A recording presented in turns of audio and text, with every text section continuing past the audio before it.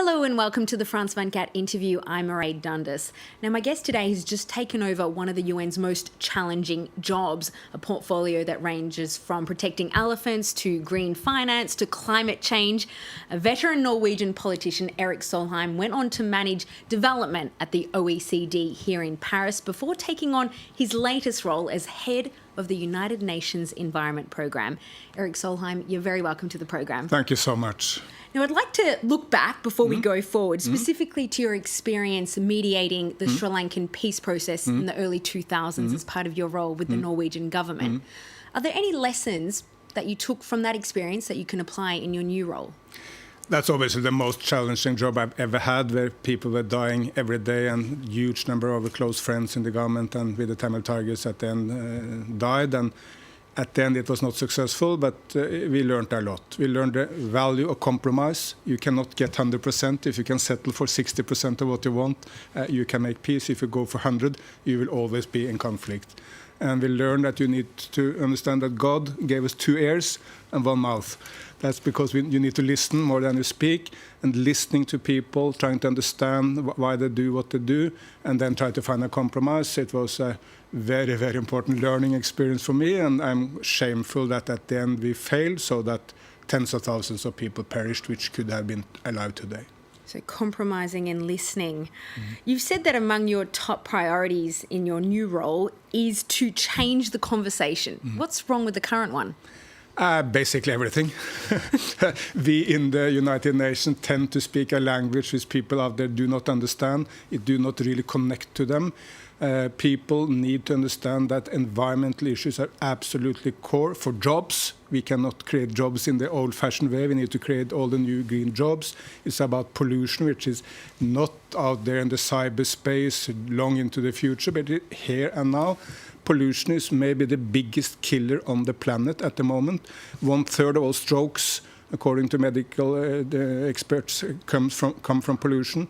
If you go to most of the big cities in the developing world, children are inhaling pollutants every day.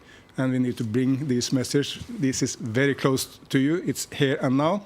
But there are solutions. There is not one environmental problem on the planet which we humans cannot resolve if we come together to resolve it. Okay. And in terms of changing the language, I know that you've developed a reputation as a bit of a no-nonsense kind of politician or diplomat in your work. Does that mean you're going to translate the way the UN speaks to the general community?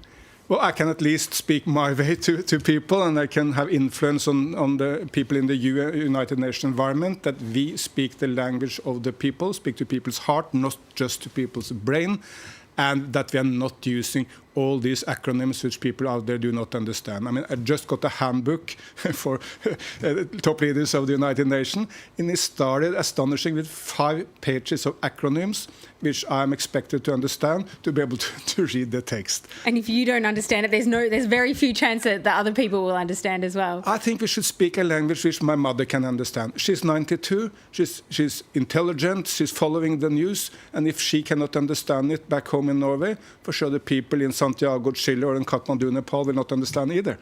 You've said, actually, I want to inspire. If people are inspired, they will work hard and well. Who do you want to inspire, and what do you want them to do? At the end, I want to inspire everyone, because the main driving force in politics is votes. Politicians will change if they know that the voters want green policies. And for that matter, you need to inform the public opinion.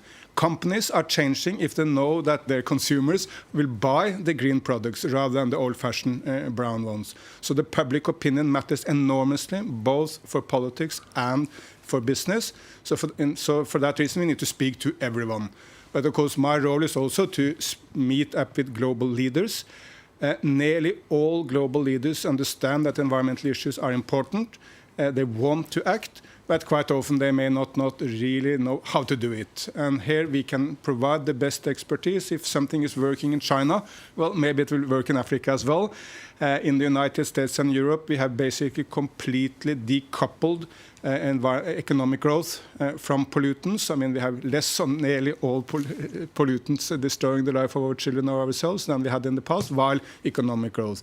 Well, if that can happen in the US or in France, I mean, for sure it can happen also in India or in Africa.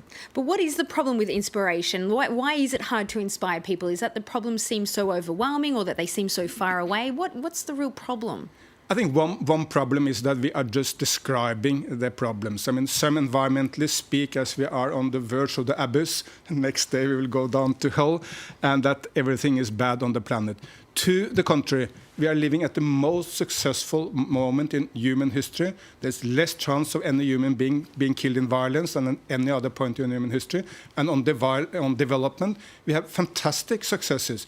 Malaria is reduced with 70% in Africa since 2000. Last year, we wiped out polio. There's not one single polio case remaining in the continent of Africa. This year or next year, polio will be eradicated from the planet.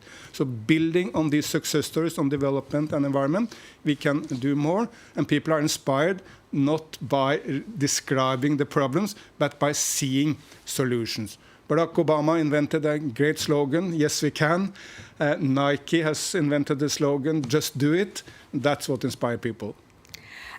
Talk about making decisions. We saw here in France last year in Paris the climate agreement that was considered a huge win for people who've been working on climate issues for a long time. It hasn't been ratified yet, but we'd hope to see that this year or next. Is the world moving fast enough in respect to climate change? The world is moving in the right direction, but not fast enough. It's much more urgent than people tend to believe. We must speed up. But fortunately, last year was the first year in human history where there were more investment in solar and wind than there were in coal and gas on the planet. But we need to rapidly speed up going into the renewables and rapidly change the way we organize production. And the fortunate thing is that many companies are now well ahead of politics. Unilever, Nestlé, Kellogg, some of the global brand names which everyone has in their refrigerator back home, they are well ahead of politicians. And a remarkable example here in France is the oil company Total, who just recently have said in 2030 we, Total, be one of the 3 biggest solar companies in the world. What a change for an oil company. And they've also said, due to climate change, we will not start drilling in the Arctic up to the North Pole. Well, by saying that, Total is well ahead of the politicians in my nation, Norway, where it is not obvious that you will not go into drilling in the Arctic. So let's be inspired also by the great strides of some of these companies. You mentioned Barack Obama, but I wanted to touch on a US presidential candidate, Donald Trump, who had said that if he were to get into office, he would scrap the Paris Agreement. Is that one of the biggest weaknesses of this deal, that with one swift move, we could be back at point A? Because without America, there is no deal, really. But let's also recall that China, India, Europe, they have not entered into this deal to please the Americans. China do it because climate change is affecting the Chinese people. Mr. Modi, the Prime Minister of India, is of course not concerned with Americans. He's mainly concerned with 1.2 billion Indians. So he has done it for India. India is much more vulnerable to climate change than, say, the United States. So I think even if the US policies are changing in a negative direction, still the vast majority of the planet will move ahead. But I think there's one issue which is key here. We cannot pick and choose within science. If you believe that the cancer medicine can cure cancer, if you believe that we can go into space based on our science, I mean on Einstein or Newton or whatever, how can you say, well, you believe in the medicine, you believe in the biology, you believe in the physics, but you do not believe in climate science? This is a completely unscientific attitude. You pick from your truth what you believe in from science. Scientists can get it wrong, but by and large, science has served humanity fantastically, and we must build upon science. Science-based approach. I want to imagine now that this interview is at the end of your term at the United Nations Environment Programme. If you were to be looking back now, what do you hope to have achieved in this role?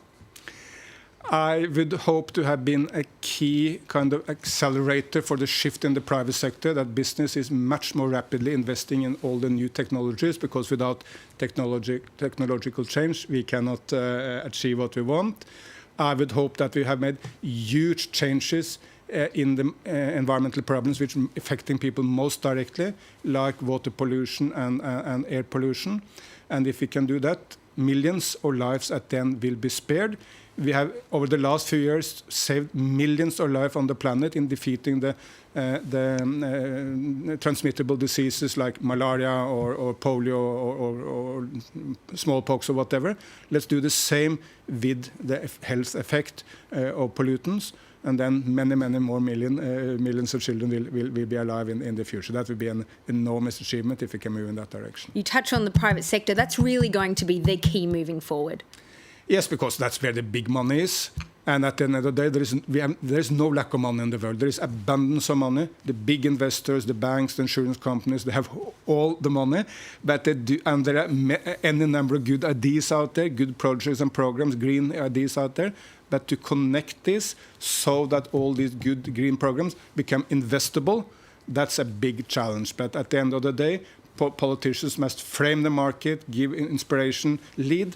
But it's in the private sector where most of the job will be done. Most of the job will be done. Well, we'll be watching you as you take on this job. Thank you very much, Erik Solheim, for joining us here on the Frans van Gat set. Thank you for watching, and don't go anywhere because there's much more news coming up.